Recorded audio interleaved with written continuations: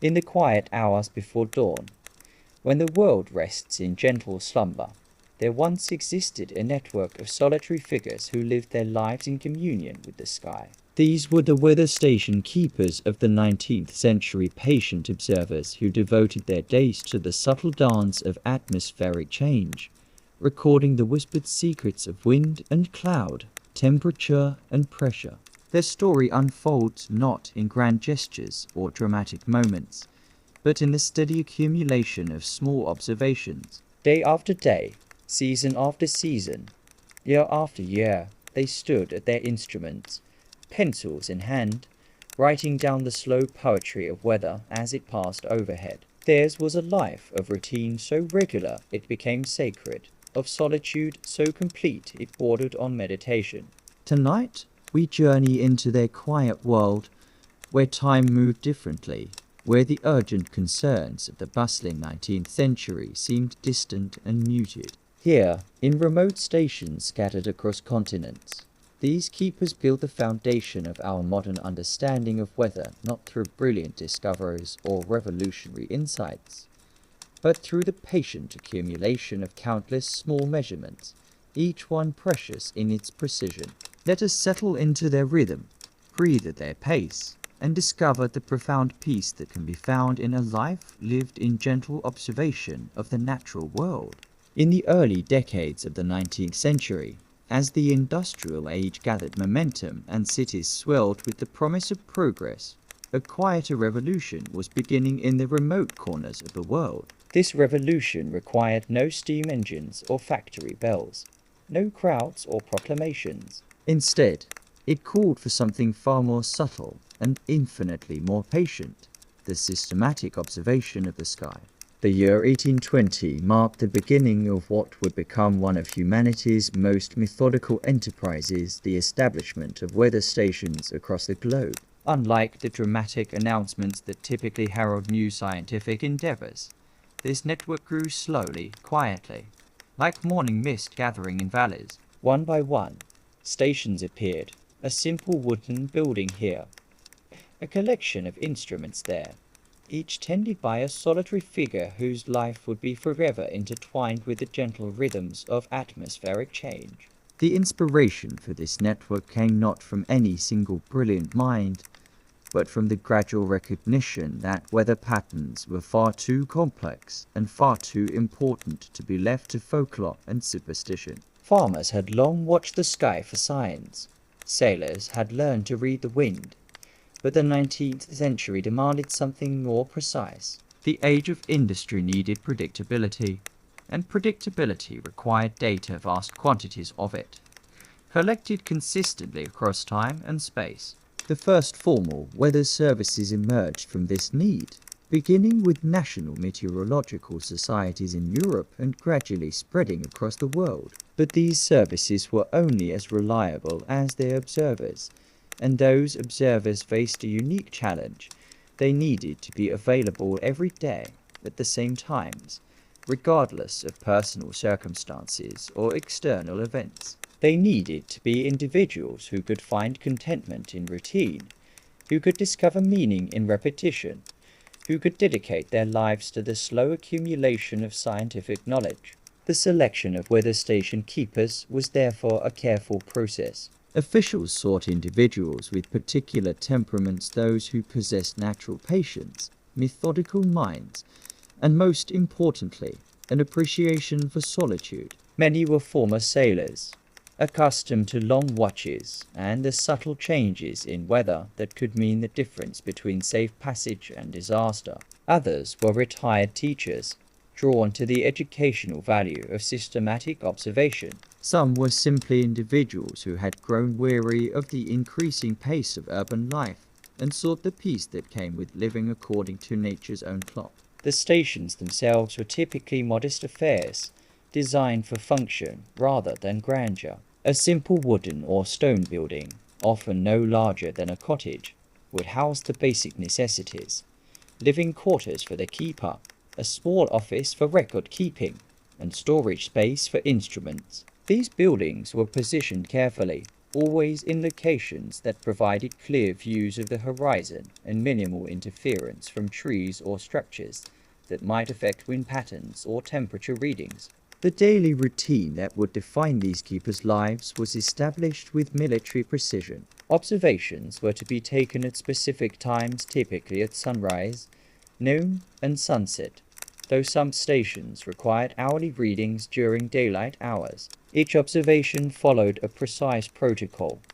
Temperature readings from carefully calibrated thermometers, barometric pressure measurements, wind direction and speed assessments, cloud type and coverage estimates, and detailed notes about precipitation. But the true beauty of this system lay not in any individual measurement, but in the cumulative effect of thousands of observations taken by hundreds of keepers across months and years. Each keeper contributed small pieces to an enormous puzzle, creating a detailed portrait of atmospheric behavior that would have been impossible to achieve through any other means.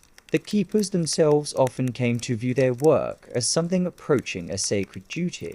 They understood that their individual observations might seem insignificant, but they also recognized that they were participating in something larger than themselves, a collective effort to understand the patterns that govern the natural world. This sense of purpose imbued their daily routines with meaning, transforming what might have seemed like repetitive tasks into acts of scientific devotion. Letters and journals from early weather station keepers reveal a deep satisfaction with their chosen life. They wrote of the pleasure they found in watching the slow progression of seasons, the subtle changes in light and temperature that mark the passage of time. They described the meditation-like quality of their daily observations. A way the close attention to atmospheric conditions heightened their awareness of the natural world in all its intricate beauty. The isolation that defined their work, which might have seemed like a hardship to others, was often embraced as a luxury. In an age when privacy was becoming increasingly rare, when the noise of industrial progress intruded into every corner of daily life, these keepers had discovered something precious: the opportunity to live quietly, to think deeply, and to find profound satisfaction in work that required no competition with others, no performance for an audience, no compromise with commercial demands. Their instruments became trusted companions in this solitary life. The barometer, with its slow, steady movements, became a familiar presence. The thermometer, precise and reliable, provided daily confirmation of seasonal change. The wind vane, spinning gently in the breeze, offered a kind of hypnotic reassurance. These tools were not merely scientific instruments, but partners in a long conversation with the atmosphere itself. The record books they maintained grew slowly but steadily, filled with neat columns of numbers and careful observations written in fading ink. Each entry represented not just a scientific measurement, but a moment of quiet attention, a brief pause in the day's routine to really notice what was happening in the sky above. These books became repositories of more than meteorological data. They contained the accumulated wisdom of individuals who had devoted their lives to watching and waiting, to noticing and recording. As the network of weather stations expanded throughout the 1820s and 1830 seconds, the keepers began to develop their own informal community. Though separated by vast distances, they shared a common experience, a common rhythm of life, a common devotion to their careful work. They began to correspond with one another, sharing not just meteorological observations but personal reflections on the life they had chosen. These letters reveal a group of individuals who had found something increasingly rare in the rapidly changing 19th century: contentment with simplicity. They had discovered that a life measured not by social status or financial accumulation, but by the steady progression of daily observations, could be deeply fulfilling. They had learned to find excitement in the subtle drama of changing weather patterns, satisfaction in the precision of well-taken measurements, and peace in the gentle rhythm of routine. Their work was beginning to yield insights that would eventually transform human understanding of weather and climate. But for the keepers themselves, These larger implications were secondary to the immediate satisfaction of their daily practice. They were content to contribute their small part to the growing body of atmospheric knowledge, trusting that the significance of their work would emerge gradually through the patient accumulation of observations. This was the beginning of a way of life that would continue essentially unchanged for decades, a life lived in harmony with natural rhythms, dedicated to careful observation, and sustained by the deep satisfaction that comes from meaningful, purposeful work performed with patience and precision. The selection of locations for weather stations was itself an art that required careful consideration of geography, accessibility, and the unique demands of meteorological observation. As the network expanded through the 1830s and 1840 seconds, officials faced the challenge of balancing scientific requirements with practical limitations, seeking sites that would provide the most valuable data while remaining feasible for long-term human habitation. The ideal weather station required what meteorologists called representative exposure, a location that could capture the true character of local weather patterns without interference from artificial influences. This meant avoiding valleys that might trap cold air, hilltops that might experience unnatural wind acceleration, and areas too close to large bodies of water that might moderate temperature extremes. The station needed to be situated on level ground, with clear horizons in all directions, far enough from forests or buildings to prevent wind shadowing, yet accessible enough to allow for regular supply deliveries and communication with the outside world. Finding such locations often meant accepting profound isolation. Many of the most scientifically valuable sites were also the loneliest remote plateaus, distant islands, frontier outposts where the nearest neighbor might be days away by horseback or sailing vessel. The keepers who accepted positions at these stations understood that they were choosing a life fundamentally different from the increasingly connected world of the 19th century. They would live according to weather patterns rather than social calendars, marking time by seasonal changes rather than urban schedules. The construction of these remote stations followed standardized plans developed by meteorological societies, but each site required adaptation to local conditions and materials. In forested regions, stations were built of local timber, with wide eaves to protect instruments from rain and snow. On wind-swept plains, builders used stone and thick walls to provide stability against storms. In tropical locations, elevation and ventilation became primary concerns, with stations often raised on posts to promote air circulation and reduce humidity effects on sensitive instruments. The living quarters were deliberately modest: a bedroom, a small kitchen, a study that doubled as an office for record keeping. These spaces reflected the contemplative nature of the keeper's work, furnished simply but comfortably, designed to promote the kind of quiet thinking that long-term observation required. Many keepers came to appreciate this simplicity, finding that reduced material distractions enhanced their ability to focus on the subtle changes occurring in the natural world around them. The instrument shelter, known as a Stevenson screen, became the heart of each station. This white, louvered box protected thermometers and other sensitive instruments from direct sunlight, while allowing free air circulation. The design was standardized to ensure consistency across the network, but each keeper developed an intimate familiarity with their particular instruments, learning to recognize their individual characteristics and maintaining them with the kind of careful attention that precise measurement required. Supply lines to these remote stations presented ongoing challenges that required careful planning and considerable patience. Keepers in accessible locations might receive monthly deliveries of food, fuel, and materials, while those at the most remote sites sometimes waited months between supply runs. This isolation demanded a particular kind of self-sufficiency, the ability to maintain equipment, preserve food, and solve practical problems without immediate access to outside assistance.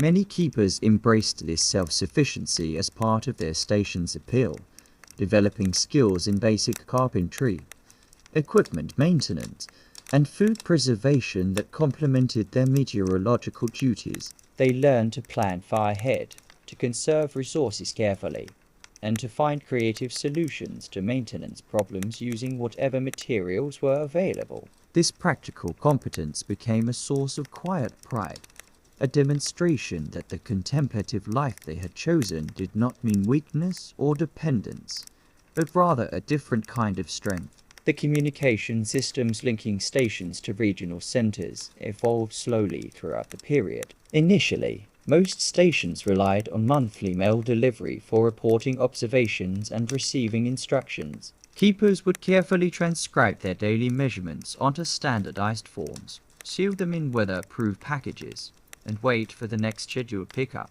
This system, while slow, allowed for thoughtful review of data and encouraged keepers to develop their skills in careful, precise documentation. The rhythm of life at these remote stations was dictated entirely by the observation schedule. Keepers typically rose before dawn for their first readings, taking advantage of the stiller and clear skies that often characterized early morning hours. This pre-dawn routine became a cherished part of many keepers' daily experience, stepping out into the quiet darkness, adjusting instruments by lamplight, noting the subtle signs that would reveal the day's weather character. The morning observation period was followed by breakfast and equipment maintenance, tasks that filled the hours until the noon reading. Many keepers used this time for correspondence, writing detailed letters to family members or colleagues that often contain not just personal news but thoughtful observations about weather patterns, seasonal changes, and the unique perspective that their isolated life provided on the natural world. Afternoon hours were devoted to data transcription, equipment calibration, and the various maintenance tasks that keeping an isolated station required. Keepers developed methodical approaches to these responsibilities, creating routines that ensured nothing important was overlooked while allowing time for the kind of careful attention that precise work demanded. Many found this methodical approach deeply satisfying, a contrast to the increasingly hectic pace of life in cities and towns. The evening observation, taken just before sunset, was often the most peaceful of the day. As daylight faded and the air grew still, keepers would make their final measurements of the day, noting wind changes, temperature trends, and cloud formations in the day's last natural light. This quiet time became a period of reflection for many, an opportunity to consider the day's weather patterns and their place in larger seasonal cycles. After dark, keepers typically spent time reviewing their day's observations, checking calculations, and preparing reports. The lamplight hours became a time for reading, writing, and the kind of quiet thinking that their isolated situation encouraged. Many keepers developed extensive personal libraries, building collections of books that complemented their scientific work while providing intellectual stimulation during long winter evenings. Weather station diaries from this period reveal the deep contentment that many keepers found in this routine. They wrote about the satisfaction of watching seasonal progression through daily measurements, the pleasure of noting subtle changes in atmospheric patterns, and the profound peace that came from living according to natural rather than artificial schedules. Their isolation, rather than being a hardship, became a source of clarity and focus that enriched both their scientific observations and their personal lives. The remote stations also became informal centers of learning about local weather patterns. Keepers developed intimate knowledge of their particular region's atmospheric characteristics, the seasonal wind patterns, the typical progression of storm systems, the subtle signs that preceded significant weather changes. This knowledge, accumulated over years of careful observation, made them valuable resources for local communities, even when those communities were distant and communication was limited. The establishment of each new station required careful coordination between meteorological authorities and local officials, but the keepers themselves played crucial roles in making their stations successful. They adapted standardized procedures to local conditions, developed innovative solutions to practical problems, and maintained the consistent, careful work that the growing weather network required. Their individual contributions might have seemed small, but collectively they were creating something unprecedented, a systematic, long-term record of atmospheric behavior that would prove invaluable for generations of scientists and forecasters.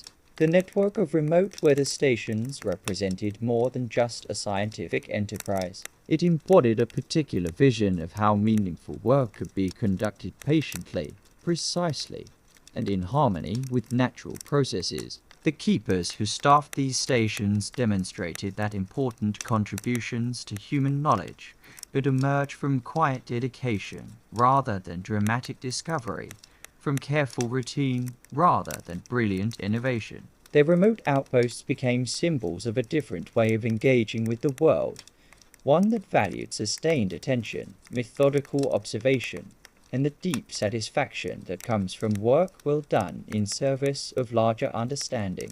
The life of a 19th century weather station keeper was structured around a rhythm as regular and reliable as the turning of the earth itself. This rhythm, established by the requirements of systematic meteorological observation, became more than mere schedule. It evolved into a form of meditation, a daily practice that connected these solitary figures to the subtle pulse of atmospheric change.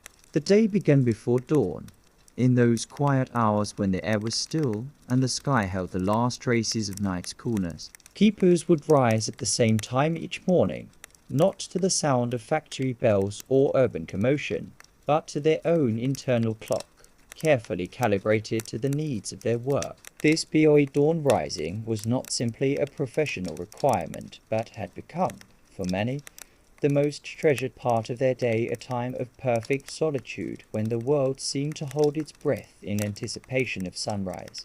The keeper would dress methodically, pulling on clothes that had been laid out the night before, lighting a lamp that would guide the morning's first tasks. The walk to the instrument shelter in pale dawn darkness was a ritual in itself, the soft crunch of footsteps on frost or gravel, the gentle creak of the shelter door, the familiar arrangement of instruments waiting in the lamplight like trusted friends. The morning observation required a precise sequence of actions, performed in the same order each day. First, the maximum and minimum thermometers were read and reset, their mercury columns telling the story of the night's temperature journey. The keeper would record these values carefully in the observation log, noting not just the numbers, but any unusual patterns or variations from seasonal norms. The barometer reading followed, its gentle fluctuations providing clues to the atmospheric pressure changes that would influence the day's weather development. Wind direction and speed were assessed using both instruments and personal observation. The keeper would note the wind vane's position, estimate wind speed from its effects on flags or vegetation, and record these observations alongside personal notes about wind character, whether it was steady or gusty, whether it carried the scent of rain or the dry warmth of distant places. Cloud observations required careful attention to type, coverage, and movement, with keepers developing sophisticated vocabularies for describing the subtle variations in cloud formation and behavior. Each measurement was recorded immediately, written in neat columns that would gradually fill the pages of observation books. These books became repositories of more than scientific data. They contained the accumulated attention of individuals who had devoted their lives to noticing, to really seeing what was happening in the sky above. The handwriting itself often reflected the keeper's state of mind, careful and precise during calm periods, perhaps slightly hurried during storms, but always legible, always complete. The morning observation period was followed by a routine that varied little from day to day. The keeper would return to the station building, prepare a simple breakfast, and settle into the quiet tasks that filled the hours until noon. Equipment maintenance was a constant requirement. Thermometers needed calibration. Barometers required adjustment. Rain gauges had to be cleaned and inspected. These tasks were performed with the kind of careful attention that precise work demanded, but also with the meditative quality that came from working with familiar tools in familiar ways. Many keepers used the morning hours for correspondence, writing letters that often contain not just personal news, but detailed observations about local weather patterns. These letters, sent to family members, colleagues, or meteorological authorities, provide remarkable insights into the keeper's daily life and thinking. They reveal individuals who had developed extraordinary sensitivity to atmospheric changes, who could read the sky like a text, who found genuine fascination in the endless variations of weather patterns. The correspondence also reveals the deep satisfaction that many keepers found in their work. They wrote about the pleasure of watching seasonal progression through daily measurements, the excitement of observing unusual weather phenomena, and the profound sense of purpose that came from contributing to the growing body of meteorological knowledge. Their isolation, rather than being a burden, had become a source of clarity and focus that enhanced both their scientific observations and their personal contentment. The noon observation was typically the day's most comprehensive, requiring readings from all instruments and detailed notes about current conditions. The sun's position at midday provided optimal lighting for cloud observations and eliminated some of the temperature distortions that could affect other observation periods. Keepers often took extra time with their noon observations, using the bright daylight to check instrument calibration and make any necessary adjustments. Afternoon hours were devoted to data transcription and analysis. Keepers would review their morning's observations, check calculations, and prepare preliminary reports. Many developed personal systems for organizing and analyzing their data, creating charts and graphs that help them identify patterns and trends in local weather behavior. This analytical work was not required by their official duties, but emerged from genuine curiosity about the atmospheric processes they were observing. The afternoon was also a time for practical tasks maintaining the station building, tending small gardens that many keepers planted for fresh vegetables, and preparing for the evening's observations. These activities provided physical counterpoint to the mental concentration required for precise measurement and record keeping. Many keepers found this balance of intellectual and physical work deeply satisfying, a completeness that was often missing from more specialized occupations. The evening observation, taken at sunset, was frequently the most beautiful of the day. As daylight faded and shadows lengthened, keepers would make their final measurements while watching the sky's colors shift from blue to purple to black. This daily witness to sunset became a source of continuous wonder, a reminder that their scientific work was embedded in natural processes of extraordinary beauty and complexity. Evening hours after the final observation were typically devoted to reading, writing, and reflection. Many keepers maintained detailed personal journals alongside their official weather logs, recording not just atmospheric observations, but their thoughts about the life they had chosen, their responses to the changing seasons, and their reflections on the relationship between scientific observation and personal fulfillment. The books they read during these evening hours reflected both professional interests and personal curiosity. Scientific texts on meteorology and related fields were common, but keepers also maintained libraries of literature, history, philosophy, and other subjects that fed their intellectual lives. The isolation that defined their work environment also provided unlimited time for reading and thinking, luxuries that were increasingly rare in the rapidly changing 19th century world. Many keepers developed hobbies that complemented their meteorological work: astronomy, botany, geology, fields that shared their outdoor focus and their requirement for patient observation. These interests often enhanced their weather observations, providing additional perspective on natural processes and seasonal changes. Some became skilled amateur naturalists, recording not just atmospheric conditions, but the responses of local plant and animal life. to weather variations. The seasonal rhythm that governed keepers' lives created a natural structure for their work and personal development.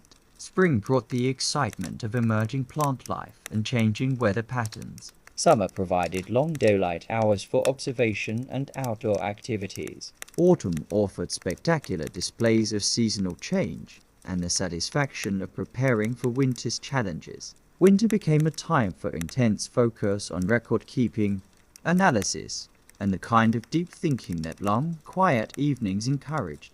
Special weather event storms, Unusual temperature patterns, rare atmospheric phenomena brought particular excitement to the keeper's routine. These events required more frequent observations and detailed documentation, but they also provided the kind of scientific drama that made the keeper's work feel immediately important. The detailed records they maintained during these events often proved invaluable to meteorological researchers, providing ground truth data for understanding atmospheric processes. The Sunday routine at most stations differed little from weekday schedules, reflecting the keeper's understanding that weather systems recognized no human calendar. Some keepers made small adjustments to their Sunday activities, perhaps spending extra time on correspondence or personal projects, but the fundamental rhythm of observations and record-keeping continued unchanged. This dedication to consistency, even when social convention might have suggested otherwise, demonstrated the keeper's commitment to the long-term value of their work. The daily routine that defined weather station life represented more than professional obligation. It had become a way of living that many keepers found deeply fulfilling. The regular rhythm of observations, the quiet hours devoted to analysis and reflection, the intimate connection to natural processes, and the sense of contributing to important scientific work combined to create a lifestyle that offered both personal satisfaction and meaningful purpose. In an age of increasing mechanization and urbanization, these keepers had found a way of life that remained connected to natural rhythms while serving the advancement of human knowledge. Their daily rituals became a form of environmental meditation, a practice that heightened awareness of natural processes while contributing to scientific understanding. The keeper's day was structured around attention to temperature changes, to wind shifts, to cloud formations, to the subtle signs that revealed atmospheric behavior. This sustained attention, practiced daily for years, created a depth of environmental awareness that was both personally enriching and scientifically valuable. The art of meteorological measurement in the 19th century required a precision that went far beyond simply reading numbers from instruments. Each observation was the result of careful technique, refined through years of practice, and guided by an understanding that small errors in measurement could accumulate into significant distortions in the scientific record. The weather station keepers who mastered these techniques became more than mere data collectors. They evolved into skilled practitioners of observational science. The barometer stood as perhaps the most sophisticated instrument in the weather station's collection, and its proper use demanded both technical knowledge and considerable finesse. The mercury barometer, with its column of silver liquid responding to minute changes in atmospheric pressure, required daily attention to ensure accuracy. Each morning, the keeper would approach this instrument with the reverence it deserved, checking first that the mercury reservoir was properly filled, that no air bubbles had formed in the column, and that the scale remained properly calibrated. Reading the barometer was itself an art that required accounting for multiple variables. The keeper had to correct for temperature, since mercury expands and contracts with thermal changes that could affect the accuracy of pressure readings. The instrument's elevation above sea level required mathematical correction to make readings comparable with stations at different altitudes. Even the local gravity variations could influence barometric readings, and experienced keepers learned to account for these subtle effects in their calculations. The process of taking a barometric reading involved a careful ritual that many keepers performed with almost ceremonial attention. They would approach the instrument slowly, allowing their presence to settle so as not to disturb the mercury with vibrations from footsteps. The mercury meniscus had to be read at eye level to avoid parallax error, and the reading was typically taken to the nearest hundredth of an inch, requiring steady hands and keen eyesight. Many keepers developed personal techniques for ensuring consistency, particular ways of positioning themselves relative to the instrument, specific lighting conditions they preferred, methods for double-checking readings that seemed unusual. Temperature measurements, while appearing more straightforward, demanded equal attention to proper technique. The thermometers used at 19th century weather stations were precisely calibrated instruments, often manufactured by specialized scientific instrument makers and individually tested before deployment. But their accuracy depended entirely on proper installation and careful reading procedures. The thermometer shelter, designed to protect instruments from direct sunlight while allowing free air circulation, had to be maintained with particular attention to its ventilation characteristics. Any obstruction to airflow could create localized temperature variations that would compromise the accuracy of readings. Keepers regularly inspected these shelters, cleaning ventilation louvers, checking that the white paint remained fresh enough to reflect sunlight effectively, and ensuring that no vegetation or debris had accumulated to interfere with air movement. Reading thermometers required attention to several potential sources of error. The keeper had to ensure that their body heat did not influence the instrument, approaching carefully and reading quickly to minimize thermal disturbance. The liquid column in the thermometer had to be read at the correct level at the top of the mercury meniscus for mercury thermometers, at the bottom for alcohol instruments. Many keepers used magnifying glasses to ensure precise readings, particularly when dealing with minimum and maximum thermometers that recorded temperature extremes during periods between observations.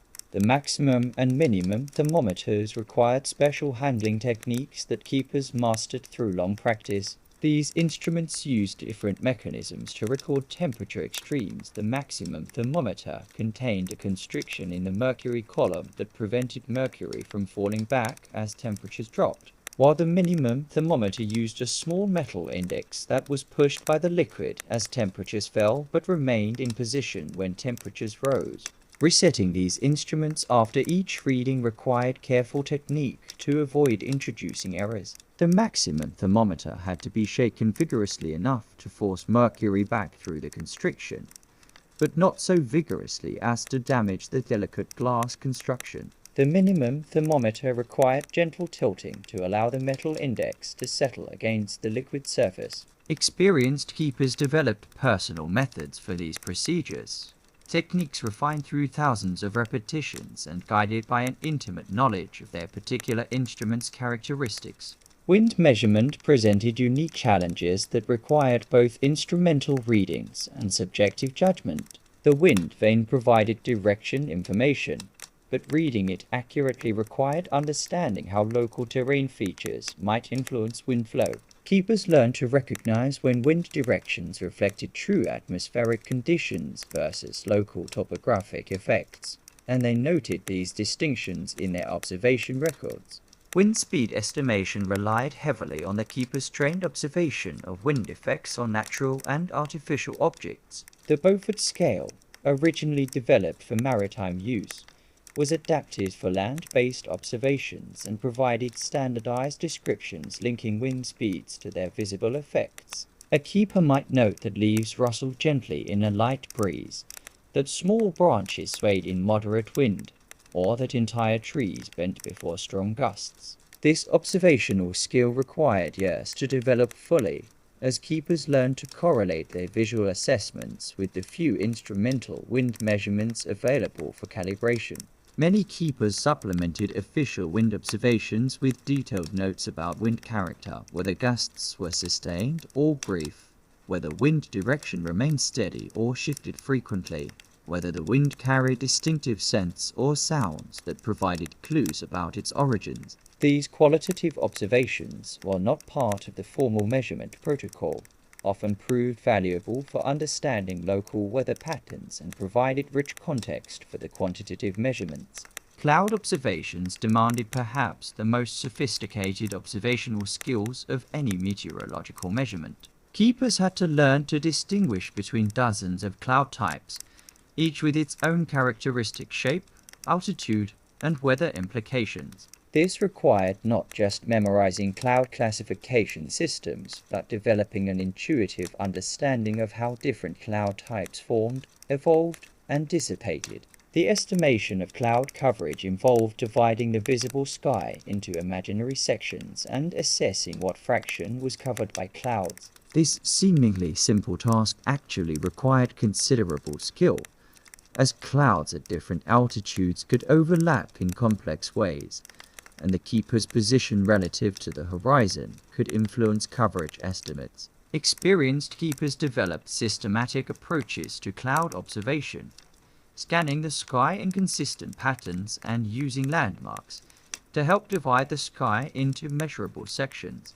Cloud movement observations added another layer of complexity, as clouds at different altitudes often moved in different directions and at different speeds. Keepers learned to track individual cloud features over time, noting changes in shape and position that revealed upper atmosphere wind patterns not detectable at ground level. These observations often provided early indications of approaching weather changes, as shifting upper-level winds frequently preceded changes in surface conditions.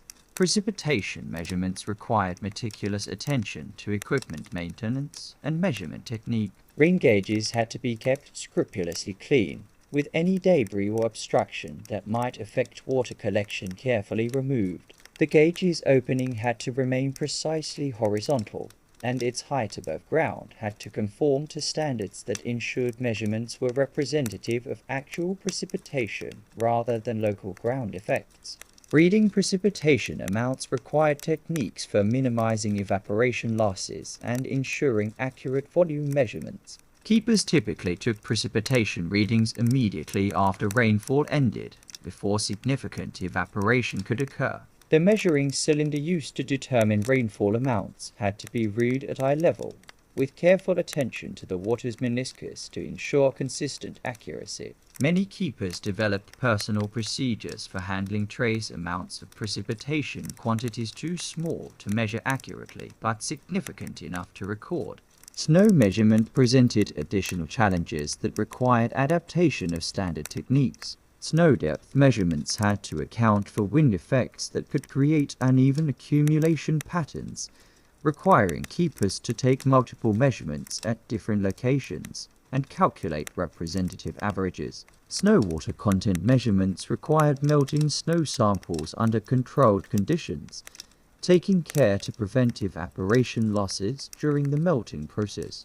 The conversion of all measurements to standard units required mathematical skills that went beyond simple arithmetic. Keepers had to be comfortable with unit conversions, temperature scale transformations, and the calculation of derived quantities like heat index or wind chill. Many developed personal reference sheets listing common conversion factors and calculation procedures, tools that ensured consistency and accuracy in their data processing. Quality control procedures occupied a significant portion of the keeper's time and attention. Each measurement was immediately checked for reasonableness. Was the temperature reading consistent with seasonal norms? Did the barometric pressure reading make sense given recent weather patterns? Was the wind direction consistent with local topographic influences? Suspicious readings prompted immediate rain measurement and careful investigation of potential instrument problems or observational errors. Record-keeping procedures required equal attention to detail and consistency. Observation logs had to be maintained in permanent ink, with clearly legible entries that could be interpreted accurately years later. Corrections had to be made according to established protocols, with original readings preserved alongside corrected values. Many keepers developed personal systems for organizing their records, creating indices and cross-references that facilitated later analysis and reporting. The cumulative effect of this careful measurement technique was the creation of meteorological records of unprecedented accuracy and consistency. The network of weather stations staffed by skilled keepers produced data sets that enabled scientists to identify long-term climate patterns, understand regional weather variations, and develop the theoretical frameworks that would eventually make weather forecasting possible. But for the keepers themselves, the mastery of measurement technique provided satisfaction that went beyond its scientific value. The development of precise observational skills, the daily practice of careful attention to detail, and the gradual accumulation of expertise created a sense of professional accomplishment and personal fulfillment. Their work demonstrated that important scientific contributions could emerge from patient dedication to careful technique, sustained over years and decades of consistent practice. The precision they achieved was not the result of automated instruments or computer processing, but of human skill refined through long experience and motivated by genuine commitment to scientific accuracy. Their measurements represent a remarkable achievement in observational science, proof that individual dedication to careful work could produce results of lasting scientific value. The weather station keeper's life was intimately synchronized with the grand progression of seasons, each bringing its own characteristic patterns of work, observation, and contemplation. Unlike the increasingly mechanized schedule of industrial society, where artificial lighting and heated buildings divorced human activity from natural cycles, the keeper's existence remained profoundly connected to the Earth's annual journey around the sun. Spring arrived not as a calendar date, but as a gradual accumulation of subtle changes that the trained keeper's eye could detect weeks before others might notice. The first signs appeared in the daily temperature records, minimum temperatures that crept slightly higher, maximum readings that began to show the strengthening sun's influence. Barometric patterns shifted as the atmospheric circulation reorganized itself for the warming season, and wind directions showed new preferences as continental air masses lost their winter grip. These early spring indicators brought a particular excitement to the keeper's daily routine. After months of winter's relative atmospheric stability, the arrival of spring meant the return of weather drama, the clash of air masses that produced the season's characteristic storms, the rapid changes in temperature and pressure that kept observations interesting and occasionally challenging. Many keepers wrote of spring as their favorite season for weather watching, when the atmosphere seemed to reawaken from winter's slumber with renewed energy and complexity. The keeper's workload shifted with spring's arrival. Winter's straightforward temperature and pressure patterns gave way to more variable conditions that required closer attention and more frequent observations. Spring thunderstorms demanded careful documentation of rapidly changing conditions, wind shifts, pressure drops, temperature variations that could occur within minutes. The keeper learned to recognize the atmospheric signatures that preceded these events, developing an intuitive sense for when routine observations might need to be supplemented with extra attention to evolving conditions. Spring also brought practical changes to station operations. Equipment that had been protected from winter weather could be recalibrated and adjusted. Thermometer shelters received fresh paint and thorough cleaning. Rain gauges were inspected and prepared for the season's increased precipitation activity. The keeper's daily routine expanded to include these maintenance activities, but they were welcomed as signs of winter's end rather than burdensome additional work. The botanical changes that accompanied meteorological spring provided rich context for the keeper's observations. They noted the correlation between accumulated temperature readings and the timing of leaf emergence, flower blooming, and other phenological events. Many keepers became accomplished amateur naturalists, maintaining detailed records of natural phenomena that complemented their atmospheric observations and provided additional insight into the relationships between weather and living systems. Summer brought its own rhythm to the keeper's life, characterized by long daylight hours that extended observation periods and created new opportunities for detailed weather study. The summer solstice marked not just the year's longest day, at the beginning of a season when the keeper's work took on a different character, more intensive during daylight hours, but blessed with extended periods for reflection and analysis during the brief nights. The summer observation schedule expanded to take advantage of the extended daylight. Many stations required hourly readings during peak daylight hours, allowing keepers to document the detailed progression of daily temperature cycles and the development of afternoon thunderstorms that were summer's most dramatic weather events. These storms, building from morning's heat and humidity into afternoon's towering cumulus clouds, provided natural laboratories for studying atmospheric processes in real time. The keeper's summer routine began even earlier than winter's period on schedule, taking advantage of the cool morning hours when temperature inversions and fog formations created atmospheric conditions unique to the season. These early morning hours, when the air was still and sound carried clearly across the landscape, became treasured times for detailed observation of subtle atmospheric phenomena that were masked during the day's more turbulent conditions. Summer heat brought its own challenges to precise measurement. Thermometers required more frequent calibration checks as temperature extremes tested instrument accuracy. Barometers needed protection from thermal expansion effects, and their readings required careful correction for the season's higher temperatures. Many keepers developed summer-specific routines for instrument maintenance, taking advantage of stable high-pressure periods to perform calibration procedures that would ensure accuracy during the season's more variable conditions. The abundance of summer thunderstorms provided opportunities for detailed study of atmospheric electricity and convective processes. Keepers learned to recognize the subtle signs that preceded storm development: changes in wind patterns, shifts in humidity, the characteristic progression of cloud types that signaled approaching weather drama. Their detailed storm observations, recorded in real time as conditions changed rapidly around them, provided invaluable data for understanding the physics of severe weather. Many keepers found summer's weather variability both challenging and deeply satisfying. The season's rapid changes kept them constantly engaged with their instruments and observations, while the warm weather made the outdoor aspects of their work particularly pleasant. Summer evenings, when temperatures moderated and winds calmed, provided ideal conditions for equipment maintenance and the kind of detailed record analysis that winter's harsh conditions often made difficult. Autumn arrived with a subtlety that matched spring's gradual approach, but with a character that was uniquely its own.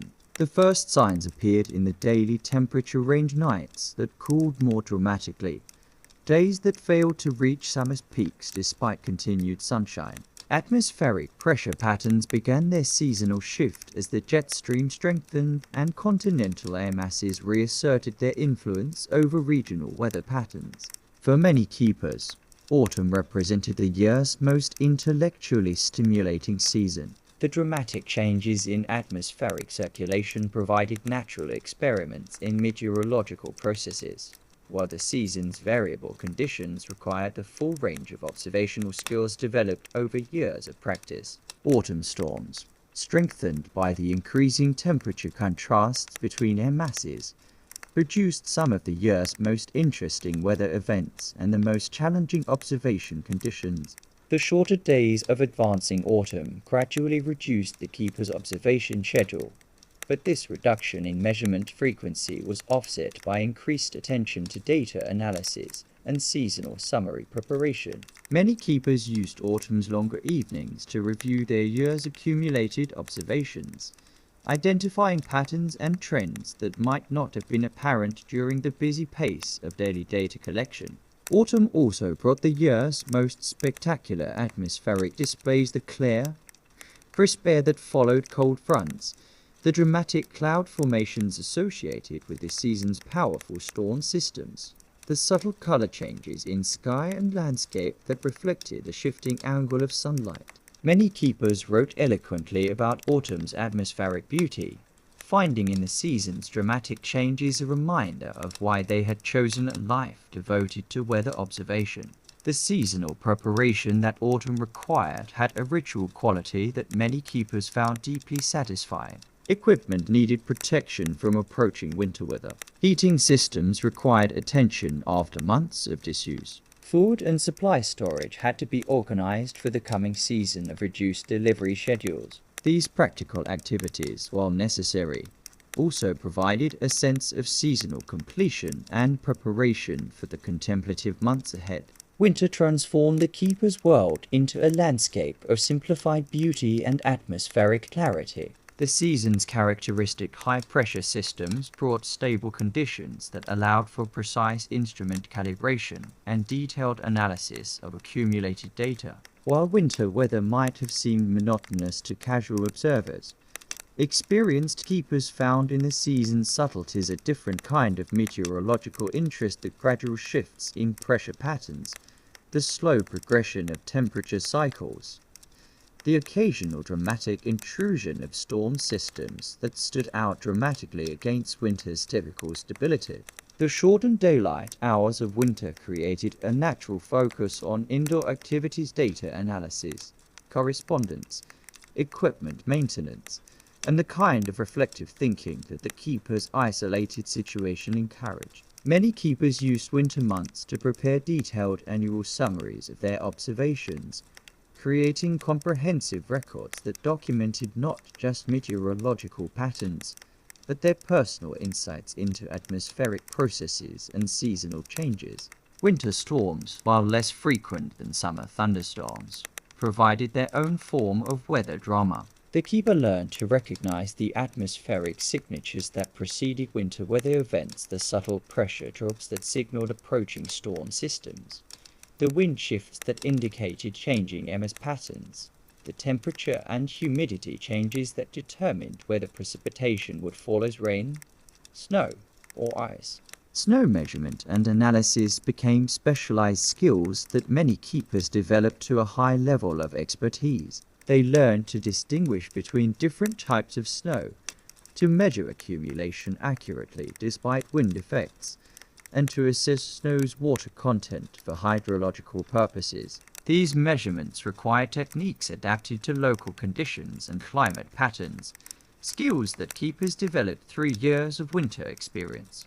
The year's cyclical progression created a natural framework for the keeper's personal and professional development. Each season brought its own challenges and rewards, its own opportunities for learning and growth. The annual repetition of seasonal patterns provided continuity and predictability, while the year-to-year variations in seasonal characteristics ensured that the keeper's work never became truly routine or predictable. Many keepers wrote about the deep satisfaction they found in living according to natural cycles rather than artificial schedules. Their work followed the Earth's own calendar, responding to seasonal changes rather than social conventions. This connection to natural rhythms provided a sense of groundedness and authenticity that contrasted sharply with the increasingly mechanized pace of 19th century urban life. The seasonal progression also provided a natural structure for long-term thinking and planning. Keepers could see patterns that emerged over multiple years, climate variations that were invisible to shorter observation periods, and gradual changes in regional weather characteristics that required decades of careful record-keeping to document. Their unique perspective, sustained over years and decades of consistent observation, made them invaluable contributors to the emerging science of climatology.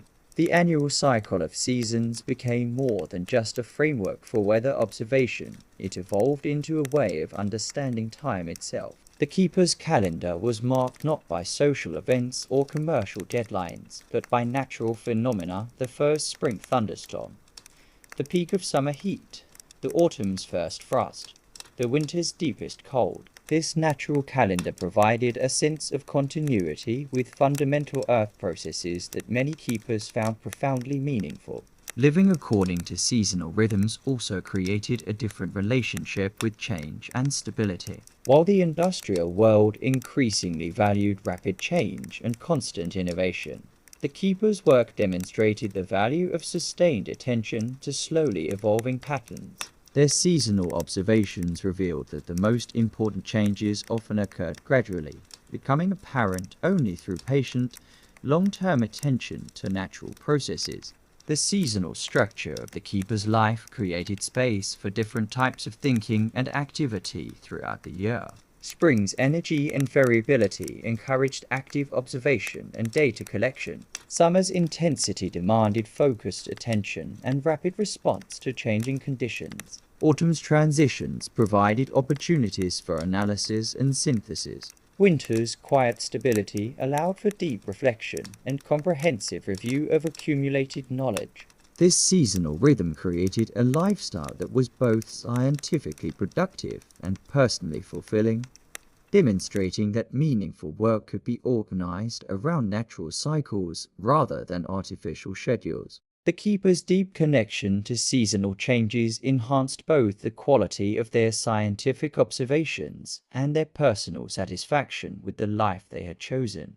The profound solitude that defined the weather station keeper's existence was not merely an occupational circumstance, but a fundamental aspect of their chosen way of life. In an era when privacy was becoming increasingly rare, and when the noise of industrial progress intruded into every corner of daily experience, these keepers had discovered something precious and increasingly elusive: the opportunity to live quietly, to think deeply, and to find meaning in sustained attention to natural processes rather than human drama.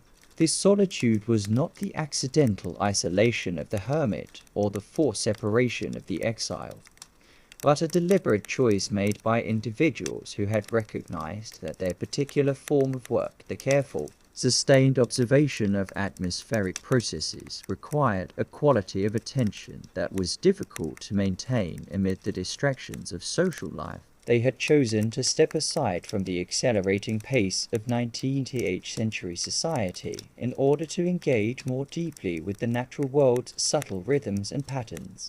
The psychological adaptation to such profound isolation required a particular temperament and a gradual restructuring of mental habits developed in more social environments. New keepers often experienced an initial period of adjustment as they learned to find stimulation and satisfaction in activities that did not require interaction with others. The silence that initially seemed oppressive gradually revealed itself as a luxury and unlimited availability of quiet time for thinking, reading, and careful observation that was impossible to achieve in more populated settings. Many keepers wrote about the transformative effect of extended solitude on their thinking processes. Freed from the need to engage in social conversation, to respond to others' expectations, or to coordinate their activities with social schedules, they found that their minds gradually slowed to a different pace, more reflective, more contemplative, more capable of sustained attention to subtle phenomena. This mental transformation enhanced their scientific observations while also creating opportunities for personal growth and self-understanding that would have been difficult to achieve in more social environments.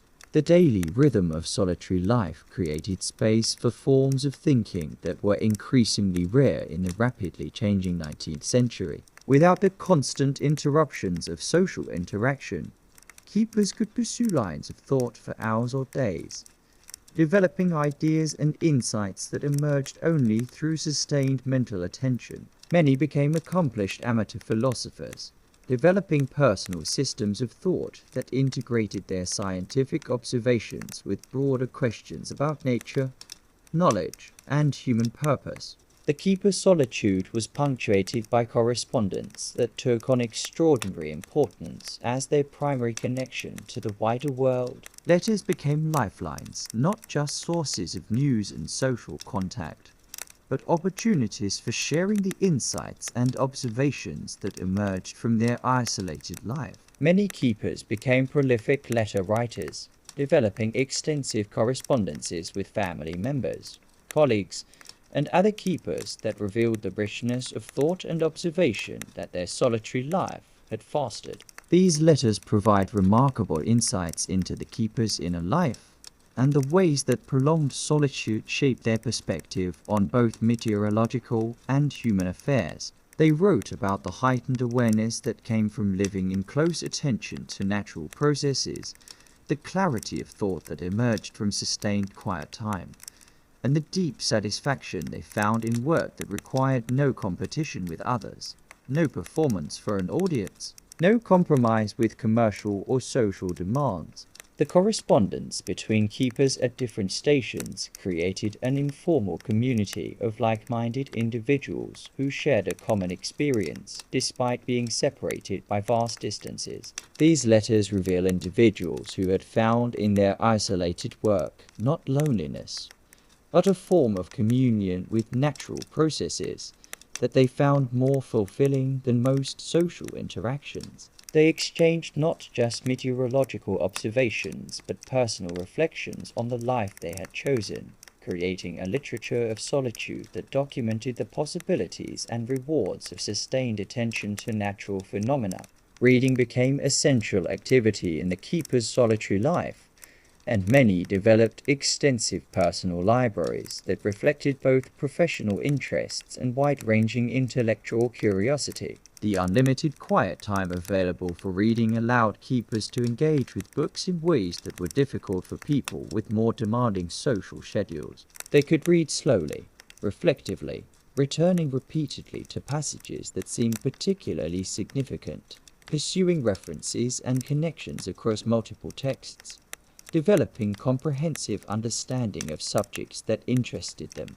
Many keepers became autodidacts in fields far removed from meteorology, using their abundant quiet time to master subjects that enriched their understanding of natural processes and their place in the wider world. They studied astronomy, geology, botany, history, philosophy, any field that seemed to offer insights into the natural and human worlds they observed from their isolated vantage points. This broad intellectual development created a depth of knowledge and perspective that enhanced both their scientific work and their personal fulfillment. The keeper's relationship with books often became intensely personal, with particular texts serving as companions and guides through long winters or difficult periods. Many developed the habit of rereading favorite books, finding new insights and meanings with each encounter. The absence of libraries or bookstores meant that each book in the keeper's collection was carefully chosen and thoroughly explored, creating an intimacy with texts that was difficult to achieve in environments with unlimited access to reading material. Writing, beyond the required scientific observations and correspondence, became another important outlet for the keeper's contemplative life. Many maintained detailed personal journals that documented not just daily events, but their thoughts, observations, and reflections on the life they had chosen. These journals reveal individuals engaged in continuous self-examination and intellectual development, using writing as a tool for understanding both external phenomena and internal experience. The creative possibilities of sustained solitude attracted some keepers to attempt more ambitious writing projects, essays on meteorological topics, philosophical reflections on nature and human experience, even poetry that captured their unique perspective on natural phenomena. While few of these works achieved publication, they demonstrate the intellectual flowering that could result from the combination of meaningful work, abundant quiet time, and freedom from social distractions.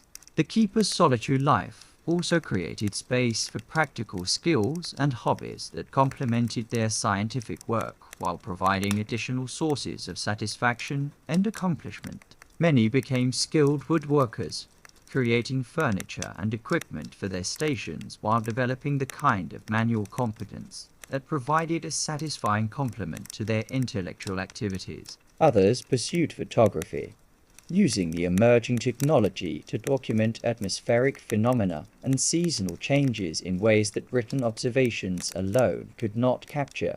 Gardening became a popular activity among keepers, providing both practical benefits in the form of fresh vegetables and flowers, and psychological benefits through connection with growing processes that paralleled their atmospheric observations. Many developed sophisticated understanding of local growing conditions, seasonal patterns, and the relationships between weather and plant development that enrich their meteorological work while providing another form of patient, observational activity. The seasonal progression that governed the keepers' work life also shaped their contemplative activities. Long summer days provided opportunities for outdoor observation and active projects, while winter's extended darkness created natural periods for indoor reflection, reading, and analysis. This seasonal rhythm of activity and contemplation matched natural cycles while providing structure for the keeper's intellectual and personal development.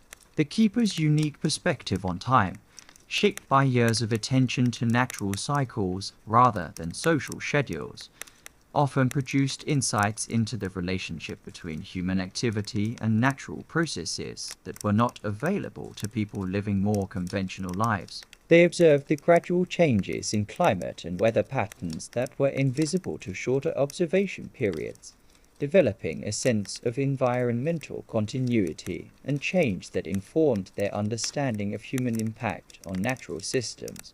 This long-term perspective also influenced their approach to personal development and life planning. Freed from the pressure to achieve rapid advancement or social recognition, keepers could pursue intellectual and personal growth at a pace that matched their natural interests and capabilities. Many described the profound satisfaction of learning and developing skills without external pressure or artificial deadlines, creating a form of lifelong education that was both personally fulfilling and professionally valuable.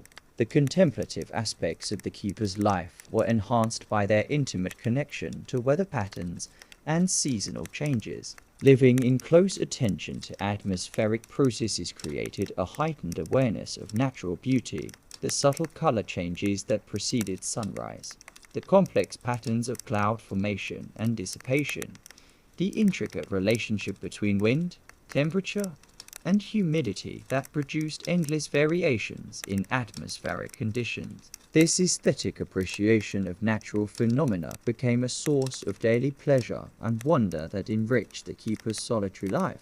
The spiritual dimensions of sustained solitude and close attention to natural processes were significant for many keepers, though they were expressed in highly individual ways that reflected personal beliefs and philosophical inclinations. Some found in their weather observations a form of communion with divine processes, seeing in atmospheric patterns evidence of larger organizing principles. Others developed more secular forms of reverence for natural processes, finding meaning and purpose in their role as careful observers and documentarians of environmental phenomena.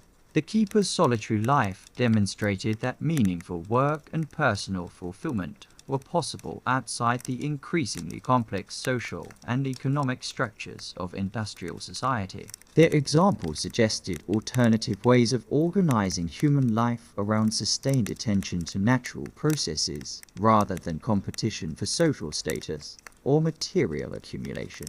While few people could or would choose such extreme isolation, the keeper's experience offered insights into the value of solitude, contemplation, and patient attention to natural phenomena that remained relevant regardless of social circumstances. The psychological resilience that successful keepers developed through years of solitary life became one of their most remarkable characteristics. They had learned to find stimulation and satisfaction in their own company, to create meaning from routine activities, and to maintain mental health without the social supports that most people considered essential. This self-reliance was not the result of antisocial tendencies, but of genuine contentment with a life organized around natural rather than social rhythms.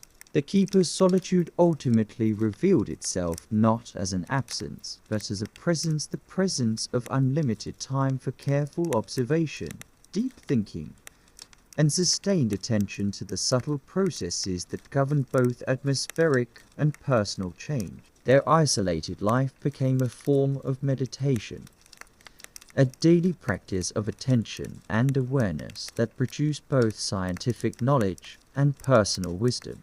The weather station keeper's connection to the broader world beyond their isolated outpost was maintained through a carefully orchestrated system of correspondence and reporting that served both practical and psychological functions. These communication networks, while often slow and sometimes unreliable, provided essential links that prevented complete isolation while preserving the contemplative qualities that made the keeper's life both scientifically productive and personally fulfilling.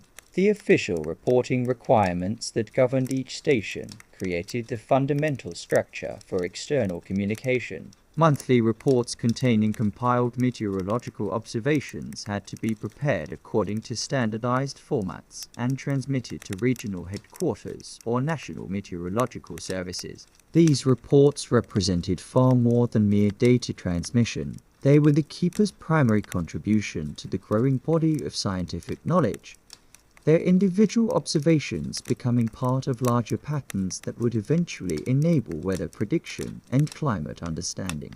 The preparation of these monthly reports required considerable time and attention, as keepers carefully transcribed their daily observations onto official forms, checked calculations, and wrote detailed summaries of unusual weather events or significant atmospheric phenomena. Many keepers approached this work with the same methodical care they brought to their daily observations, understanding that the accuracy and completeness of their reports would determine the scientific value of their contributions. The mail delivery schedules that brought and carried these reports varied dramatically depending on the station's location and accessibility. Keepers at relatively accessible locations might receive mail weekly or bi-weekly, while those at remote outposts sometimes waited months between mail deliveries. This irregular communication schedule created a unique rhythm of anticipation and preparation, as keepers accumulated observations and correspondence over extended periods before having the opportunity to send them to the outside world. The arrival of mail became a significant event in the keeper's routine, bringing not just news from the outside world, but a sense of connection to the larger purposes their work served. Letters from meteorological authorities might contain instructions for new observation procedures, updates on scientific developments, or feedback on previous reports. Personal correspondence from family members and friends provided emotional sustenance and helped maintain connections to the social world beyond the station.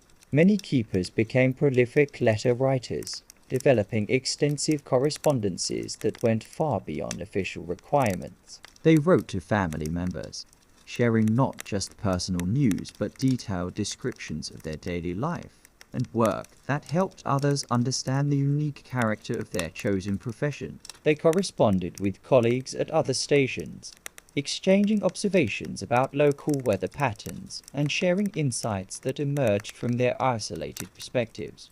These personal letters provide remarkable insights into the keeper's inner life and the ways that sustained isolation shaped their thinking and perception. They reveal individuals who had developed extraordinary sensitivity to natural phenomena, who found genuine fascination in atmospheric processes that others might consider mundane, and who had discovered profound satisfaction in work that required patience, precision, and sustained attention to detail. The correspondence between keepers at different stations created an informal network of scientific and personal exchange that complemented official reporting systems. Keepers shared observations about unusual weather events, compared local phenomena with patterns observed at distant locations, and developed collaborative insights that enhanced their understanding of regional climate characteristics. These exchanges often revealed weather patterns that were not apparent from individual station records, but emerged when observations from multiple locations were considered together. Some keepers maintained correspondences with prominent scientists and researchers, contributing detailed observations and insights that informed theoretical developments in meteorological science. These exchanges provided opportunities for keepers to participate in scientific discussions beyond their immediate data collection responsibilities, offering perspectives that could only come from sustained, careful observation of atmospheric processes over extended periods. The keeper's correspondence also revealed the development of a unique literary voice that reflected their isolated situation and contemplative lifestyle. Writing to distant correspondents required clear, vivid description of phenomena and experiences that readers had never encountered directly. Many keepers became skilled at translating their specialized knowledge into accessible language, creating accounts of weather phenomena and station life that were both scientifically accurate and personally engaging. The seasonal rhythm that governed station operations also affected communication patterns. Winter months, when weather conditions often made mail delivery difficult or impossible, created extended periods of communication isolation that required careful psychological preparation. Keepers learned to accumulate observations, thoughts, and correspondence over these extended periods, creating comprehensive communications that could be sent when mail service resumed. Spring's arrival often brought a flood of accumulated mail that had been delayed by winter weather conditions, creating intense periods of communication activity as keepers caught up on months of delayed correspondence. These seasonal communication cycles became part of the station's natural rhythm, creating periods of intense external connection, alternating with extended intervals of contemplative isolation. The telegraph system, as it expanded throughout the 19th century, gradually connected some weather stations to instantaneous communication networks that transformed both scientific reporting and personal correspondence possibilities. Stations with telegraph access could transmit urgent weather observations immediately, contributing to early warning systems for severe weather events. They could also receive rapid updates on scientific developments and maintain more frequent contact with meteorological authorities. However, telegraph access remained limited to the most strategically important stations, and many keepers continued to rely on traditional mail systems throughout their careers. The gradual expansion of telegraph networks created interesting divisions within the keeper community, with some embracing the new technology's possibilities, while others valued the contemplative pace that slower communication methods preserved. The keeper's role in local communication networks varied significantly depending on their station's location and accessibility. Isolated stations served primarily scientific functions, with minimal contact with local populations, but stations located near settlements or transportation routes often became informal communication centers, with keepers serving as links between local communities and external authorities. Some keepers developed extensive knowledge of local conditions and events that made them valuable resources for travelers, government officials, and researchers visiting their regions. Their detailed observations of seasonal patterns, local weather characteristics, and environmental changes often provided information that was not available from any other source, making them important contributors to regional knowledge and planning. The educational function of weather station correspondence extended beyond scientific collaboration to include public education about meteorological processes and climate patterns. Many keepers wrote detailed accounts of unusual weather events, seasonal variations, and long-term climate trends that helped non-specialists understand atmospheric processes and their impacts on human activities. These educational writings often appeared in local newspapers, agricultural journals, or scientific publications, spreading knowledge developed through the keeper's isolated observations to broader audiences. The keeper's unique perspective, informed by scientific training, but grounded in sustained practical observation, often produced insights that were more accessible and practically useful than more theoretical scientific discussions.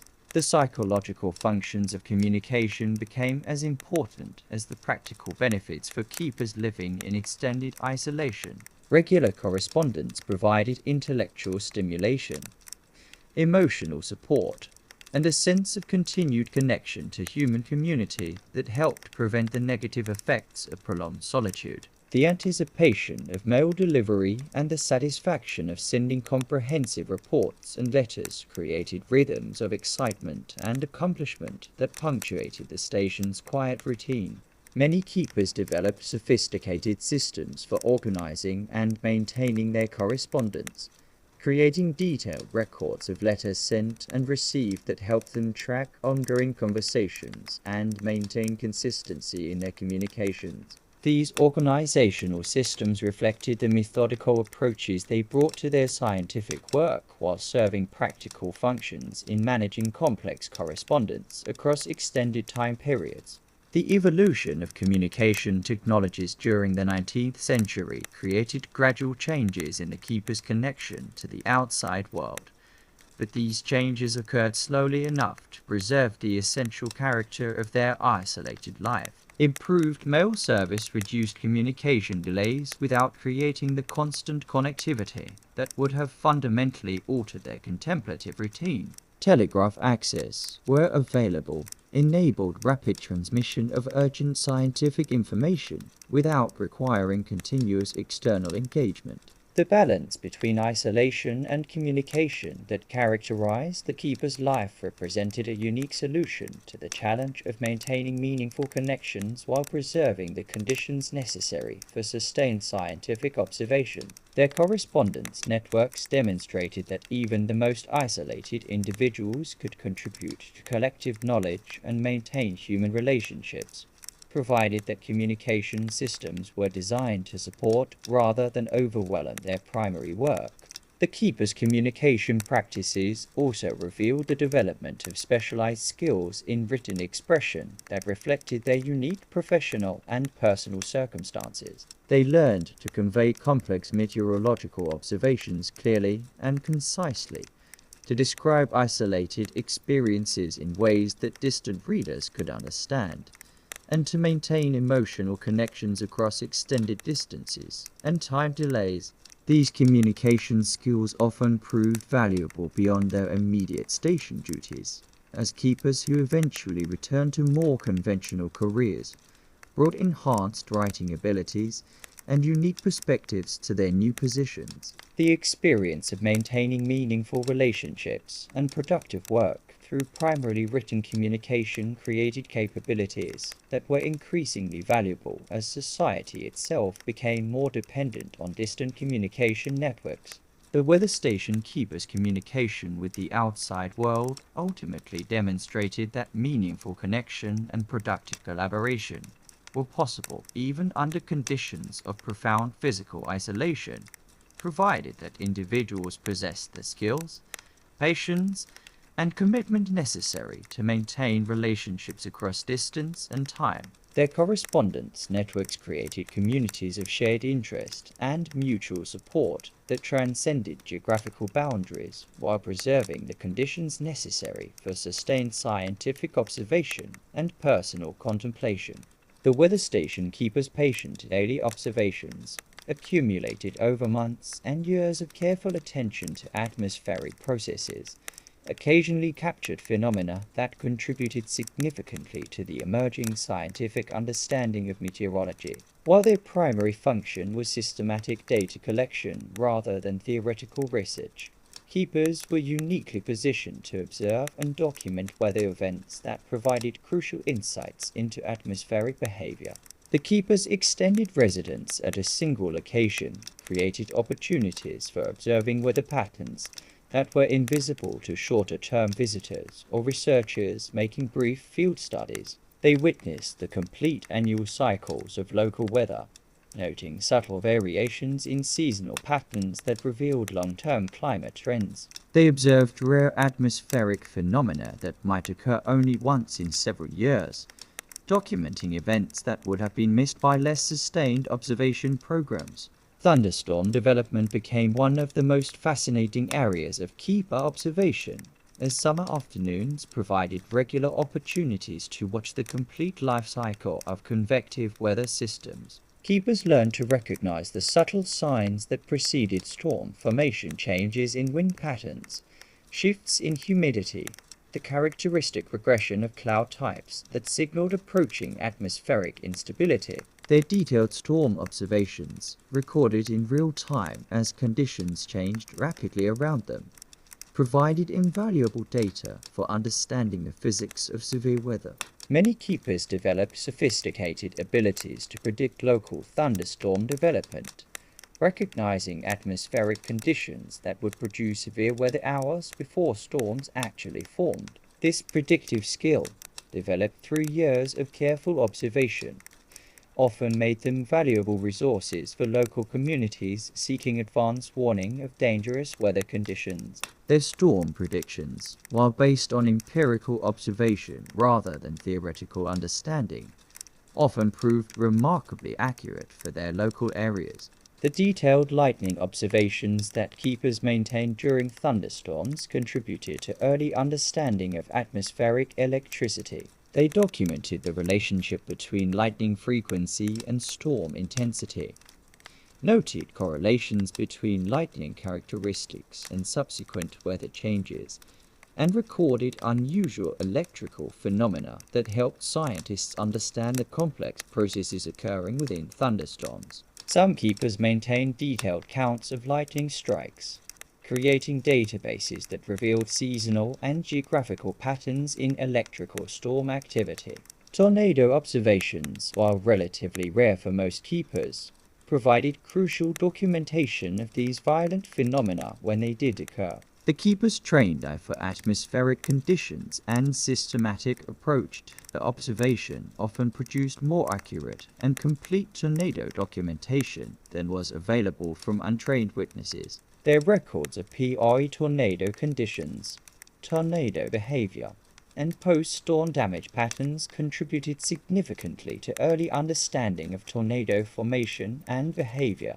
Winter weather phenomena provided different, but equally valuable opportunities for scientific observation. Keepers learned to distinguish between different types of precipitation rain, snow, sleet, freezing rain, and documented the atmospheric conditions that produced each type. Their detailed snow observations included measurements of accumulation, density, crystal types, and melting characteristics that contributed to understanding of winter weather processes and their hydrological impacts.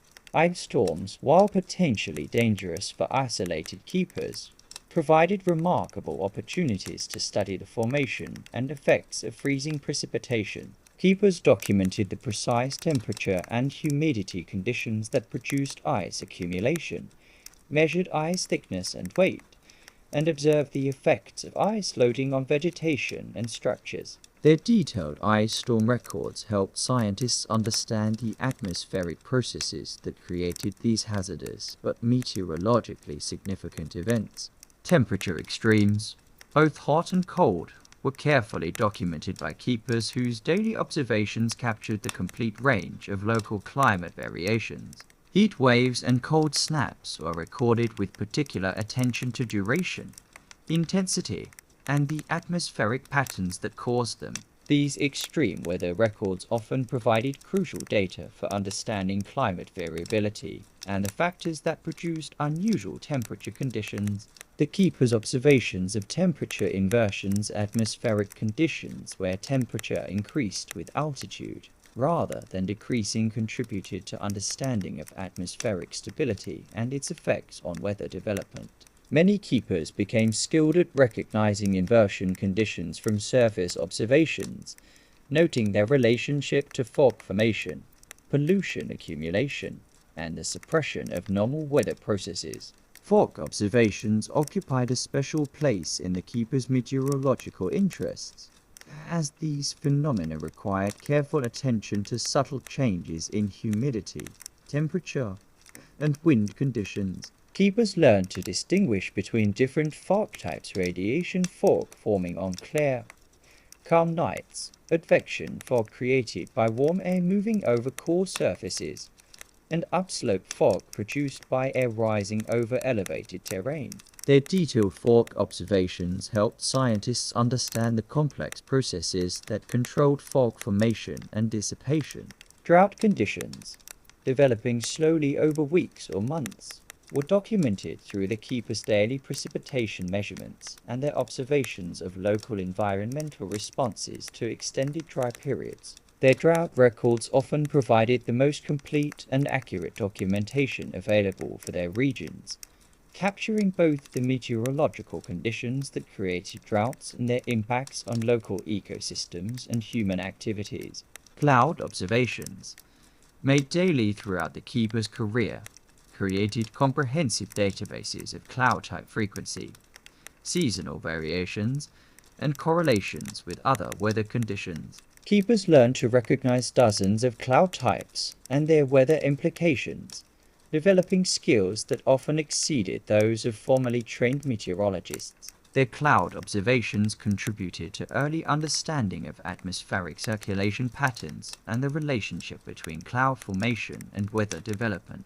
Atmospheric pressure variations, recorded daily through careful barometer readings, revealed patterns that helped scientists understand the large-scale atmospheric processes that controlled regional weather. Keepers learned to recognize pressure patterns associated with approaching weather systems, documenting the barometric signatures of different storm types and the timing of pressure changes relative to weather development.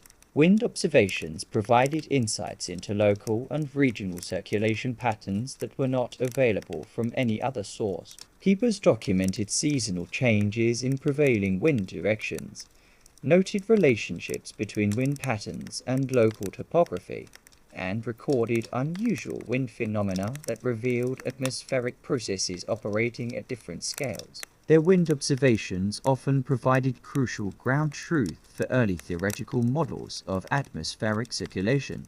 Seasonal timing observations the dates of first and last frost, the arrival of migrating birds, the timing of plant growth phases created phenological records that revealed relationships between weather patterns and biological processes. Many keepers maintained detailed records of seasonal events that correlated with their meteorological observations, providing insights into the connections between atmospheric conditions and living systems. The keeper's unique position as trained observers living in extended contact with natural processes enabled them to notice atmospheric phenomena that were too subtle or infrequent to be detected by other observation methods. They observed the gradual changes in local climate that occurred over decades, documented rare atmospheric events that occurred only once in a lifetime, and noted correlations between different weather factors that revealed important atmospheric relationships. Climate change indicators, while not recognized as such at the time, were often captured in the keeper's long-term records. Gradual shifts in seasonal timing, changes in storm frequency or intensity, and variations in temperature or precipitation patterns were documented through the systematic observations that individual keepers maintained over decades of service. These records would later prove invaluable for understanding long-term climate variability and change. The keeper's contributions to scientific discovery emerged not from dramatic breakthroughs, but from the patient accumulation of accurate observations over extended periods. Their work demonstrated that important scientific insights could result from sustained attention to natural processes rather than brief periods of intensive study. The atmospheric phenomena they documented provided the empirical foundation upon which theoretical understanding of meteorological processes was built. Local weather patterns that were unique to particular geographical locations were often first documented and understood through the keeper's observations. They identified relationships between local topography and weather behavior, recognized the influences of nearby water bodies or elevation changes on atmospheric conditions, and documented the seasonal patterns that characterized their specific regions. This local knowledge often proved crucial for understanding larger-scale atmospheric processes and their regional variations. The scientific value of the keeper's observations was enhanced by their consistency and accuracy over extended time periods. While individual measurements might have seemed routine, their cumulative effect created databases of unprecedented scope and reliability. The standardized observation methods used across the weather station network enabled researchers to compare conditions across different regions and time periods, revealing patterns that would have been impossible to detect through less systematic observation programs. Unusual atmospheric phenomena that captured the keepers' attention during their daily routine often led to detailed documentation that provided crucial insights into rare weather processes. They observed and recorded atmospheric optical phenomena, sundugs, halos, unusual cloud formations that revealed information about atmospheric composition and light behavior. They documented acoustic phenomena during storms, temperature-related atmospheric effects, and other subtle atmospheric processes that would have been missed by less attentive observers. The keeper's role as scientific observer was complemented by their function as interpreter and educator, as they often wrote detailed descriptions of weather phenomena for non-specialist audiences. Their ability to explain complex atmospheric processes in accessible language helped spread scientific understanding beyond academic circles, contributing to broader public awareness of meteorological processes and their significance for human activities. The cumulative impact of the keepers' weather observations on scientific understanding was profound, though often unrecognized by the keepers themselves. Their daily measurements provided the empirical foundation for theoretical advances in meteorology. Their detailed event documentation contributed to understanding of severe weather processes, and their long-term records revealed climate patterns that were invisible to shorter observation periods. The patient scientific work performed in isolation at hundreds of weather stations created the knowledge base that would eventually make weather forecasting possible and establish meteorology as a mature scientific discipline. The keeper's approach to scientific observation, characterized by patience, precision, and sustained attention to natural processes, demonstrated alternative methods for advancing scientific understanding that complemented but differed from laboratory-based research or theoretical modeling. Their work showed that important scientific contributions could emerge from careful attention to natural phenomena over extended periods, provided that observations were made consistently and accurately according to established scientific protocols. The weather station keeper who dedicated years or decades to their isolated post became witness to changes that unfolded too slowly to be detected by casual observers, too subtly to be captured by brief scientific studies. These long-term residents of single locations developed a unique perspective on environmental change, watching the gradual progression of seasons across multiple decades, noting variations in climate patterns that reveal themselves only through sustained, patient observation. The keeper's extended tenure at a single station created opportunities to observe climate variability that were unavailable to researchers making shorter-term studies or to observers who moved frequently between locations. They witnessed the natural oscillations in weather patterns that occurred over periods of several years, distinguishing between temporary variations and genuine long-term trends. Their accumulated observations revealed cycles of wet and dry years, periods of unusual warmth or cold, and gradual shifts in seasonal timing that would have been invisible to shorter observation records. Individual weather events, dramatic and memorable as they might be, revealed their true significance only when viewed in the context of decades of accumulated observations. A severe winter storm that seemed unprecedented to most observers might be revealed by the keeper's records as part of a recurring pattern, while a seemingly mild drought might represent the beginning of a significant climate shift that would become apparent only through extended documentation. The keeper's long-term perspective transformed individual weather events from isolated occurrences into components of larger patterns. The gradual changes in local ecosystems provided constant fascination for keepers who had developed intimate familiarity with their station's immediate environment. They observed shifts in vegetation patterns that correlated with long-term weather trends, noting how prolonged wet periods encouraged the expansion of certain plant species while extended dry spells favored others. Tree growth patterns, visible in the annual rings of fallen specimens, provided additional confirmation of the climate variations that their meteorological records documented.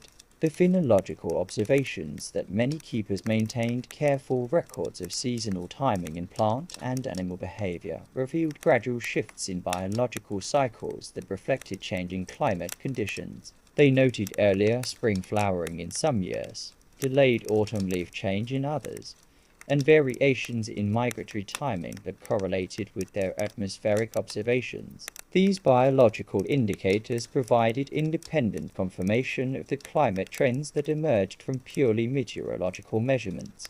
Wildlife behavior patterns, observed incidentally during the keepers' daily routines, often reflected environmental changes that complemented their weather observations. Changes in bird migration timing, variations in animal breeding seasons, and shifts in species composition around the weather station provided additional perspectives on environmental change that enriched the keepers' understanding of their local ecosystem's response to climate variability. The keepers' observations of seasonal progression across multiple decades revealed subtle, but significant changes in the timing and character of seasonal transitions. Spring's arrival might gradually shift earlier over a period of years, or autumn might extend longer into what had previously been winter months. These shifts, detectable only through sustained observation over extended periods, provided early indications of longer-term climate trends that would later be recognized as significant environmental changes. Extreme weather events took on different meanings when viewed through the lens of decades of observation. A keeper who had experienced multiple severe droughts could compare their characteristics, duration, and impacts in ways that revealed patterns in extreme event frequency and intensity. Similarly, major storms, heat waves, and cold spells could be evaluated not just as individual occurrences, but as components of longer-term patterns in weather extremes. The keeper's snow observations, accumulated over many winters, revealed changes in snowfall patterns that reflected broader climate shifts. They noted variations in seasonal snowfall totals, changes in snow density and character, and shifts in the timing of snow accumulation and melting that provided insights into temperature and precipitation trends. Their detailed winter weather records often provided the most accurate long-term documentation available for understanding winter climate variability. Precipitation patterns, tracked through daily measurements over decades, revealed cyclical and trend components that were invisible to shorter observation periods. The keeper learned to distinguish between normal year-to-year variations in rainfall and genuine long-term changes in precipitation patterns. Wet and dry cycles that extended over several years became apparent through their accumulated records, providing insights into regional climate variability that were valuable for agricultural planning and water resource management. Temperature records maintained over decades revealed the slow progression of climate warming or cooling that characterized different periods of the 19th century. The keeper's daily temperature measurements, when accumulated over years and decades, showed gradual shifts in seasonal averages, changes in the frequency of extreme temperatures, and variations in the timing of seasonal temperature transitions. These long-term temperature records provided crucial data for understanding regional climate variability and change. The keeper's barometric pressure observations, extending over many years, revealed patterns in atmospheric circulation that operated on time scales longer than individual weather systems. They noted changes in the frequency and intensity of high and low pressure systems, shifts in seasonal pressure patterns, and variations in storm track patterns that reflected changes in larger-scale atmospheric circulation patterns. Agricultural impacts of climate variability became apparent to keepers who maintained contact with local farming communities. They observed correlations between their weather measurements and crop yields, noting how variations in growing season temperature and precipitation affected agricultural productivity. Their long-term weather records often provided valuable information for understanding the relationship between climate variability and agricultural success in their regions. Water resources in the keeper's local area responded to long-term weather patterns in ways that the keeper could observe and document. They noted changes in stream flow patterns, variations in groundwater levels, and shifts in the timing and magnitude of seasonal water availability that correlated with their precipitation and temperature measurements. These hydrological observations provided additional insights into the environmental impacts of climate variability. The keeper's perspective on environmental change was shaped by their daily immersion in natural processes and their scientific training in careful observation and documentation. They understood that individual weather events, however dramatic, acquired significance primarily through their relationship to longer-term patterns. This perspective, developed through years of patient observation, created a unique form of environmental wisdom that combined scientific understanding with intimate local knowledge. Instrumental changes and improvements that occurred during the keeper's tenure provided opportunities to enhance the accuracy and scope of their observations while maintaining continuity with earlier records. New thermometer designs, improved barometers, and better rain gauges were gradually introduced to weather stations, and experienced keepers played crucial roles in calibrating new instruments against established measurement series to ensure continuity in long-term records.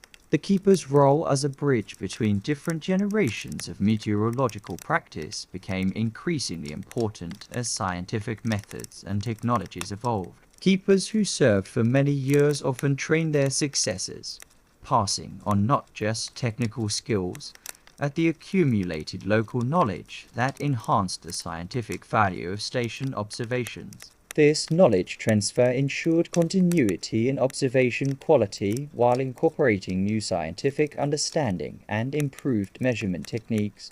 Communication improvements that gradually connected weather stations to faster reporting networks created new opportunities for keepers to share their long-term observations with researchers and planners. Telegraph connections enabled rapid transmission of current observations, while regular mail continued to carry the detailed long-term summaries that revealed climate patterns operating over extended time periods. The keeper's dual role as real-time observer and long-term climate documentarian became increasingly valuable as meteorological science matured. Professional recognition of the keeper's unique contributions to climate science developed gradually as the scientific community recognized the value of sustained, systematic observation over extended periods. Meteorological societies began to honor long-serving keepers who had maintained accurate records over decades, acknowledging their crucial role in creating the observational foundation upon which theoretical understanding of climate and weather was built.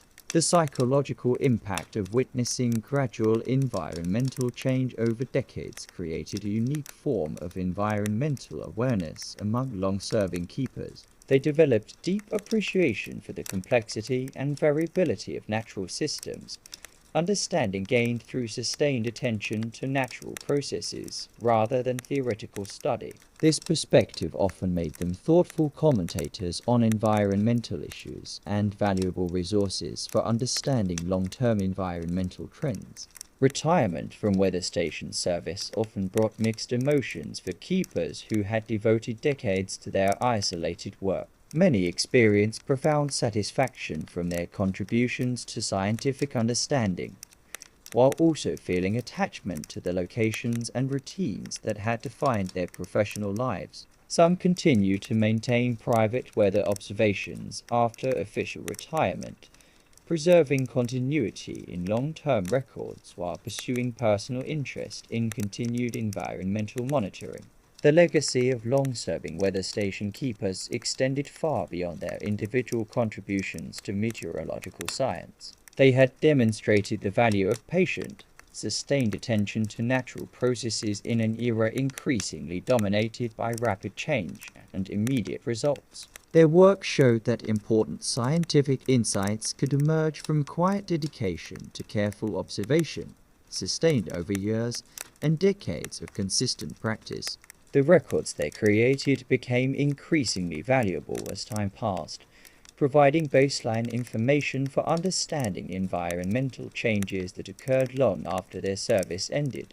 Climate researchers studying 20th and 21st century environmental changes relied heavily on the 19th century observations maintained by dedicated weather station keepers, finding in these records crucial information about natural climate variability and long-term environmental trends. The keepers' approach to environmental observation, characterized by patience, precision, and deep local knowledge, offered a model for environmental monitoring that remained relevant regardless of technological advances. Their work demonstrated that understanding environmental change required not just sophisticated instruments or theoretical models, but sustained human attention to natural processes over extended periods. Their gradual accumulation of environmental knowledge through decades of careful observation represented a unique form of scientific practice that combined systematic measurement with intimate local knowledge. The insights they developed through sustained attention to their local environment provided perspectives on environmental change that were both scientifically valuable and practically useful for understanding human relationships with natural systems. The weather station keepers' decades-long tenure at single locations created irreplaceable records of environmental change that could not have been obtained through any other means. Their patient documentation of gradual changes in climate, ecosystems, and seasonal patterns provided future generations with crucial information about environmental variability and the factors that influenced long-term environmental trends. Their quiet dedication to careful observation across decades of service created a scientific legacy that continues to inform understanding of environmental change and the importance of sustained attention to natural processes. As the 19th century drew to a close and the 20th century began to unfold, the traditional role of the solitary weather station keeper was gradually transformed by advancing technology and changing scientific methods. The telegraph had connected many stations to instantaneous communication networks.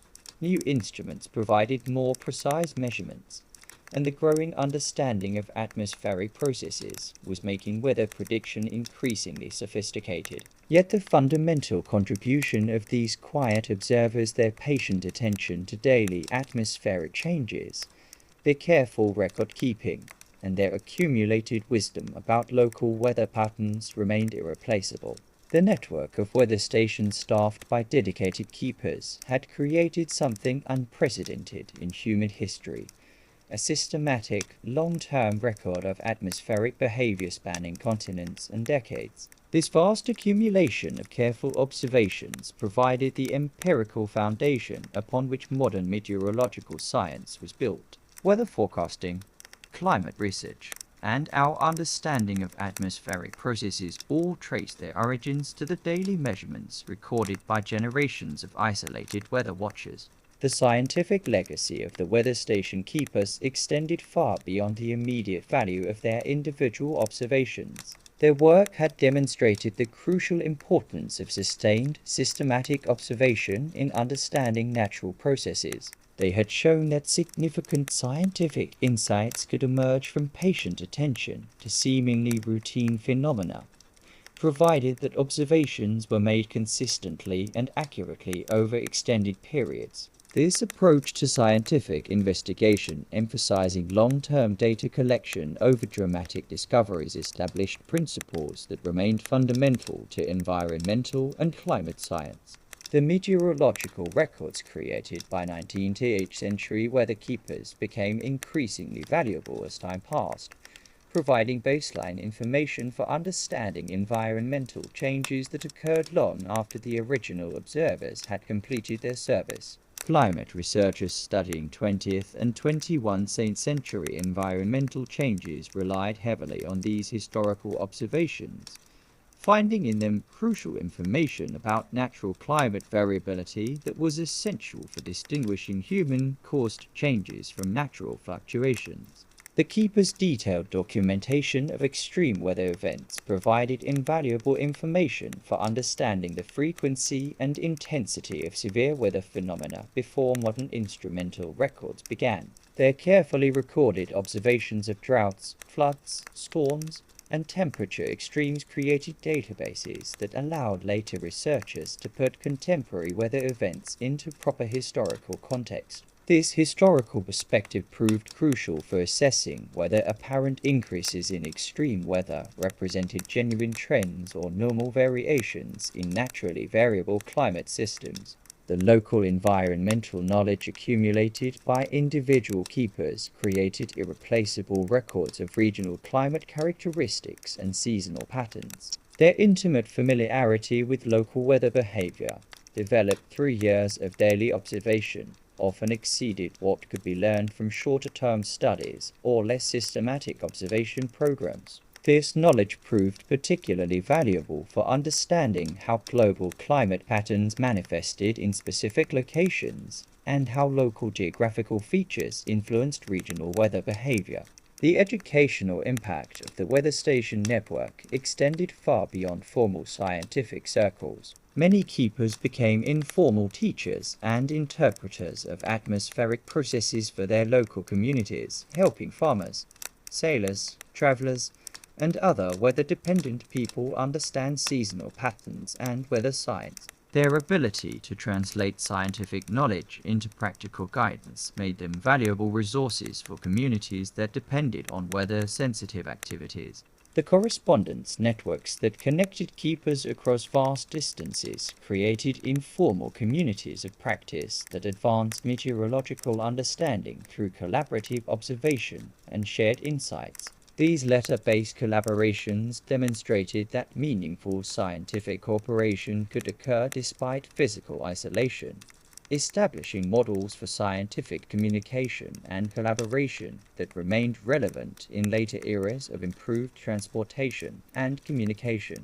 The keepers' approach to work and life offered a compelling alternative to the increasingly industrial and urbanized society of the 19th century. Their demonstration that meaningful, productive work could be conducted in harmony with natural rhythms rather than artificial schedules provided a model for sustainable human activity that resonated with later environmental movements. Their contentment with simple living, their satisfaction with routine work done well, and their deep connection to natural processes offered insights into human fulfillment that transcended their immediate scientific contributions. The psychological and philosophical insights that emerged from the keepers' isolated life contributed to understanding of human relationships with natural environments. Their experience of living according to seasonal cycles, finding meaning in routine observations, and developing deep appreciation for natural beauty demonstrated alternative ways of organizing human life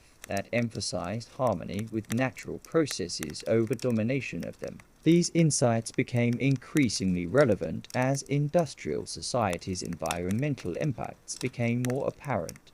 The weather station keepers' legacy was preserved not only in their scientific records, but in the detailed personal accounts many left of their daily life and work. Letters, journals, and reports from individual keepers provided rich documentation of what it meant to live in sustained attention to natural processes. These personal accounts created a literature of environmental observation that captured both the scientific and human dimensions of close attention to natural phenomena.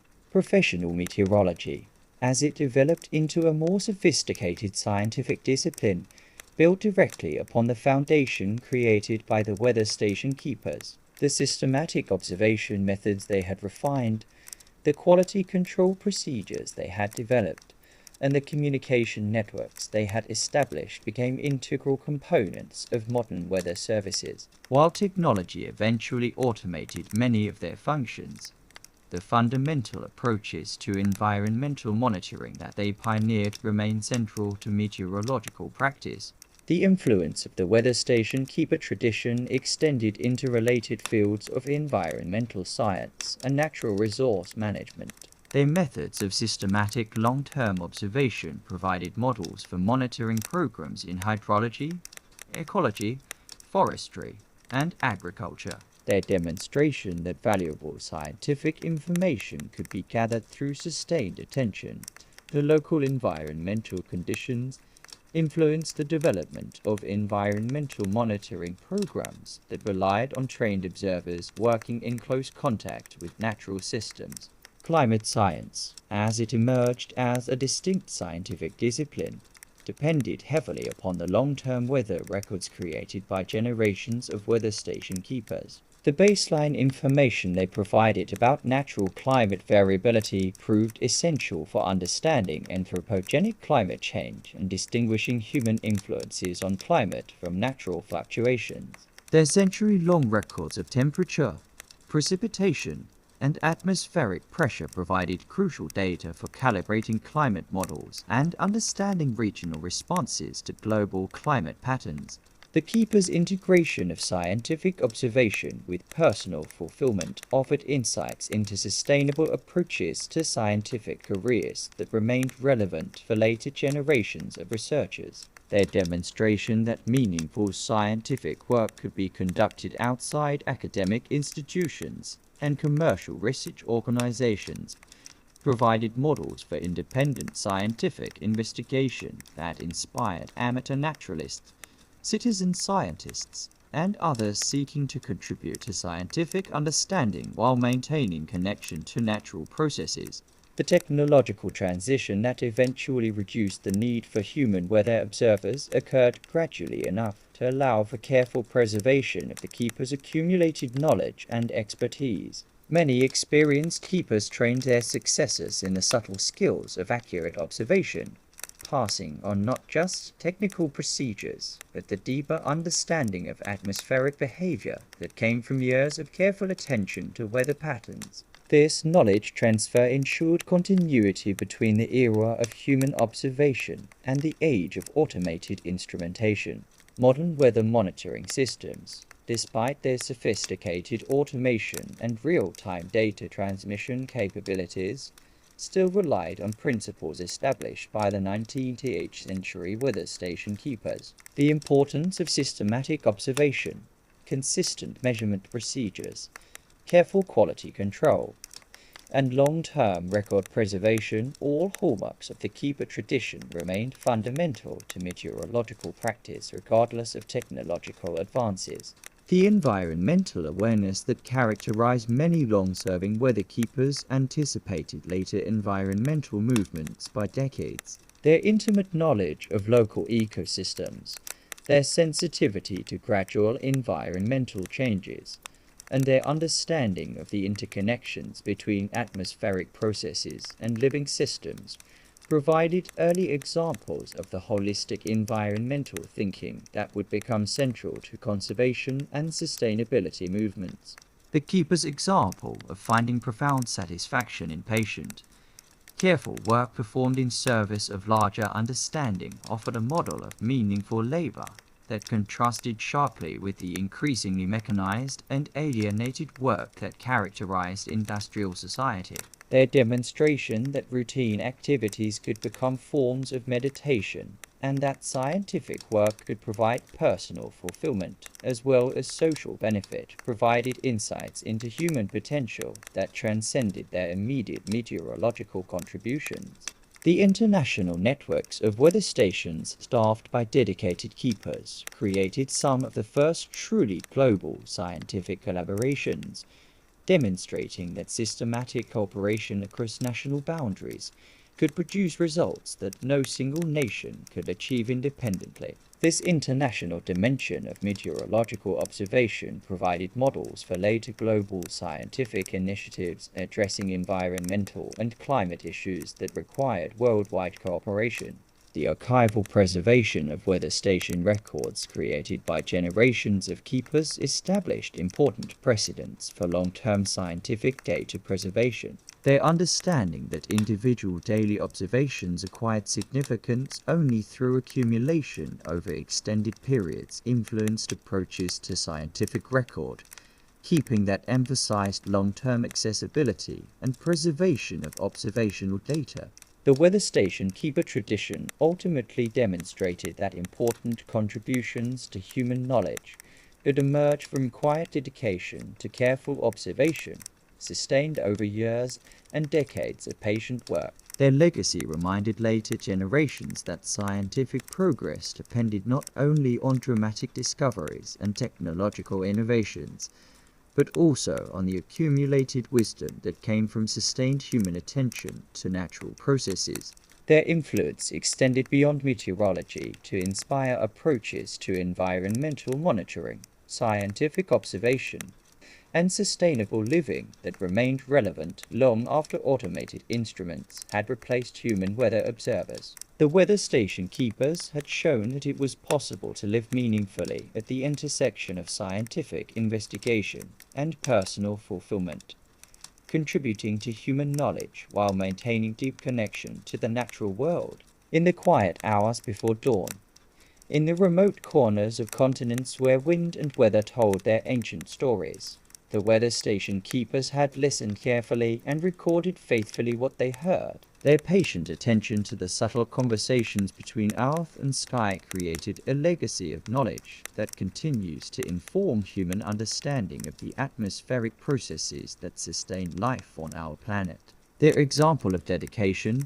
precision, and wonder in the face of natural phenomena offers enduring inspiration for all who seek to understand and protect the environmental systems upon which we all depend. The weather watchers had completed their quiet revolution, not through dramatic announcements or public celebrations, but through the simple accumulation of countless careful observations. Their legacy lives on in every weather forecast, every climate study, every moment of scientific wonder at the complexity and beauty of atmospheric processes. They had shown that the patient observation of natural phenomena could be both scientifically valuable and personally fulfilling, creating knowledge that served humanity while honoring the natural world that sustained all life. In the gentle hours before dawn breaks across the earth, when the air is still and the world rests in peaceful quiet, we can almost hear the echo of footsteps, those patient weather station keepers making their way to morning observations, lanterns in hand, ready to greet another day of careful watching and faithful recording. Their story, unfolding not in moments of drama, but in years of quiet dedication, reminds us that the most profound contributions to human knowledge often emerge from sustained attention rather than sudden inspiration. These solitary figures, living their lives in rhythm with natural cycles, created through their patient daily practice a foundation of understanding that continues to serve us today.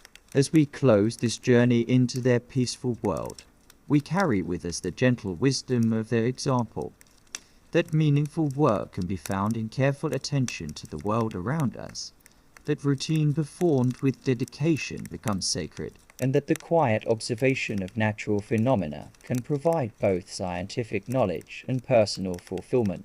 In their legacy, we find an invitation to slow our own pace, to notice the subtle changes in the world around us, and to find in patient attention to natural processes a source of both wonder and understanding. The weather watchers have shown us that a life lived in gentle observation of the natural world is a life well lived, contributing not only to the advancement of human knowledge, but to the deeper appreciation of the beautiful complexity of the atmospheric processes that sustain all life on Earth. May their example of patient dedication inspire us to find meaning in careful attention, satisfaction in routine work done well, and peace in the gentle rhythms of the natural world that surrounds us all.